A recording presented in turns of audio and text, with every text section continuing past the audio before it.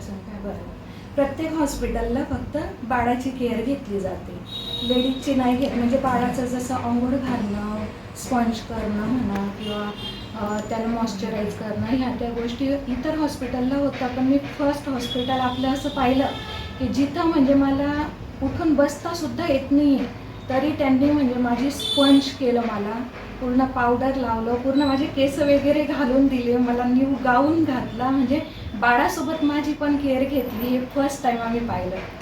In fact breast massage पण जो आहे ब्रेस्ट दूध मसाज येण्यासाठी दिवसातून 3 ते 4 वेळेस झाली. पहिल्यांदा आम्ही बघितलं. पहिल्यांदा पाहिलं नाही तर फर्स्ट वेळेस मला ब्रेस्ट फिडिंगचा एवढा त्रास झालेला होता. आपल्याकडे मला ते म्हणजे सीझरचं आहे ना, 3rd डे ब्रेस्ट येतं, ब्रेस्टमधून मिल्क येतं.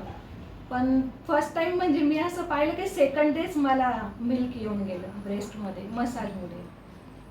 आणि स्वच्छता वगैरे कशी वाटली स्वच्छता, तुम्हाला? क्लिननेस एक नंबर आहे.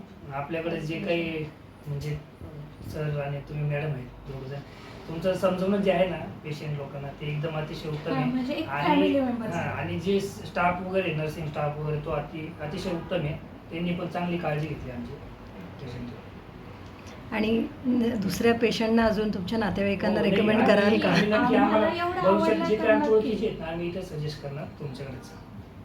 थँक्यू. वेलकम.